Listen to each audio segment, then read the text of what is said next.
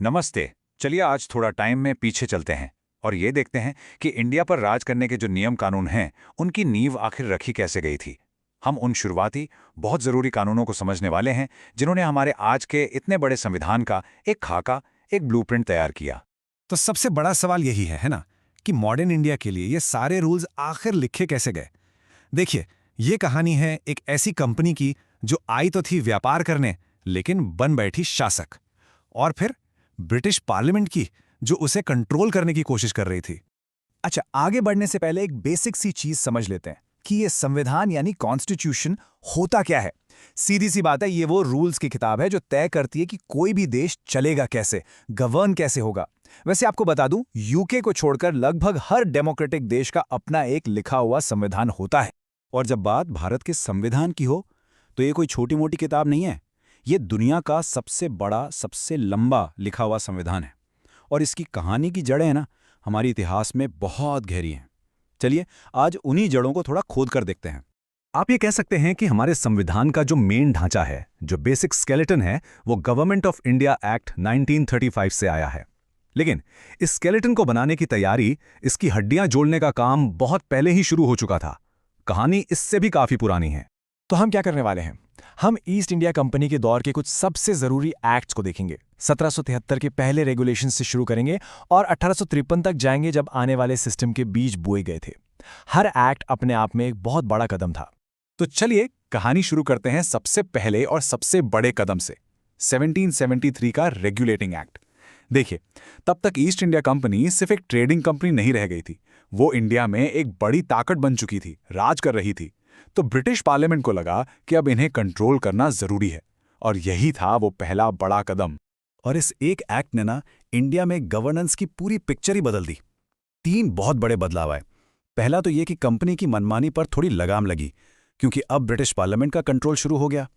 दूसरा, बंगाल का जो गवर्नर था, उसे और ज्यादा पावर देकर गवर्नर जनरल ऑफ बंगाल बना दिया गया, और ये पोस्ट संभालने वाले पहले व्यक्ति थे वॉरेन हेस्टिंग्स। और तीसरा, एक प्रॉपर जस्टिस सिस्टम की नींव रखी गई, जब 1774 में कलकत्ता में एक सुप्रीम कोर्ट बनाया गया। लेकिन बात यहीं खत्म नहीं हुई। 1773 का एक्ट काफी नहीं था, मतलब कंपनी के मामलों में अभी भी बहुत कंफ्यूजन था। इसलिए एक और एक्ट लाना पड़ा, पिट्स इंडिया एक्ट। और इसका मकसद बिल्कुल साफ था, कंपनी के व्यापारिक काम और राजनीतिक काम को एक दूसरे से बिल्कुल अलग करना। तो इस एक्ट ने एक तरह का डुअल कंट्रोल या दोहरी सरकार वाला सिस्टम बना दिया। समझिए कैसे। जितने भी पॉलिटिकल मामले थे, जैसे जंग लड़ना, संधियां करना, उन्हें देखने के लिए ब्रिटिश सरकार ने एक बोर्ड ऑफ कंट्रोल बनाया। और जो कंपनी के कोर्ट ऑफ डायरेक्टर्स थे, उनका काम अब सिर्फ कमर्शियल मामले यानी बिजनेस देखना रह गया। तो पावर को साफ साफ 2 हिस्सों में बांट दिया गया। इसके बाद शुरू होता है चार्टर एक्ट्स का दौर। ये एक के बाद एक आए कुछ ऐसे कानून थे जिन्होंने ईस्ट इंडिया कंपनी का पूरा कैरेक्टर ही बदल दिया। एक ट्रेडिंग कंपनी से वो धीरे धीरे एक एडमिनिस्ट्रेटिव बॉडी बन गई, मतलब एक ऐसी संस्था जो ब्रिटिश क्राउन के लिए भारत पर शासन कर रही थी।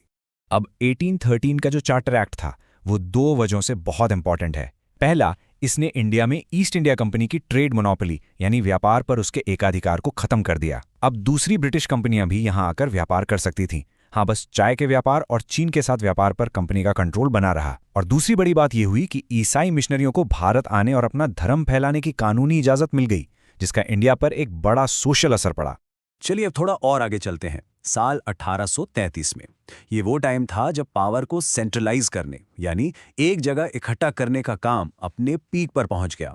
जो गवर्नर जनरल ऑफ बंगाल की पोस्ट थी ना, वो अब खत्म होने वाली थी और उसकी जगह कुछ बहुत बड़ा आने वाला था। और वो बड़ा बदलाव ये था कि इस पोस्ट का नाम बदलकर गवर्नर जनरल ऑफ इंडिया कर दिया गया, और इस पद को संभालने वाले पहले शख्स थे लॉर्ड विलियम बेंटिंग। इसका मतलब ये था कि अब बॉम्बे और मद्रास की सरकारें भी पूरी तरह से उनके अंडर आ गई थीं। ये पूरे भारत पर एक सेंट्रलाइज्ड ब्रिटिश रूल थोपने का सबसे बड़ा कदम था।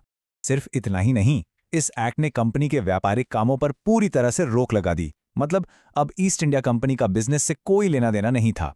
उसका एकमात्र काम था ब्रिटिश क्राउन के एक एजेंट के तौर पर भारत का एडमिनिस्ट्रेशन संभालना। और अब हम पहुंचते हैं इस दौर के आखिरी चार्टर एक्ट पर, 1853 का एक्ट।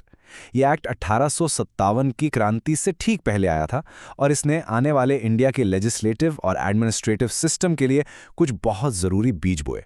इस एक्ट ने फ्यूचर इंडिया की नींव में 3 बड़े पत्थर रखे। पहला, इसने पहली बार सरकार के दो कामों को अलग अलग किया, कानून बनाना और कानून लागू करना, कुछ कुछ वैसे ही जैसे आज हमारी संसद और सरकार काम करती है। दूसरा, पहली बार सेंट्रल लेजिस्लेटिव काउंसिल में लोकल रिप्रेजेंटेशन यानी भारतीयों को जगह दी गई। और तीसरा, सिविल सर्विसेज में भर्ती के लिए ओपन कंपटीशन शुरू किया गया, जिससे भारतीयों के लिए भी एडमिनिस्ट्रेशन में आने का एक रास्ता खुल गया। तो देखिए, कंपनी रूल ने भारत के संवैधानिक ढांचे की नींव तो डाल दी थी, पर फिर आया 1857 का महाविद्रोह और उसने सब कुछ बदल कर रख दिया। तो अब सवाल यह है कि इसके बाद क्या हुआ? सत्ता कंपनी के हाथ से निकलकर किसके पास गई? खैर, इन सवालों के जवाब हम जानेंगे अपने अगले एपिसोड में। अगर आप इसी वीडियो के बेस्ट क्वालिटी नोट्स चाहते हैं तो इस टेलीग्राम चैनल को ज्वाइन करें। चैनल का लिंक डिस्क्रिप्शन बॉक्स में दिया गया है।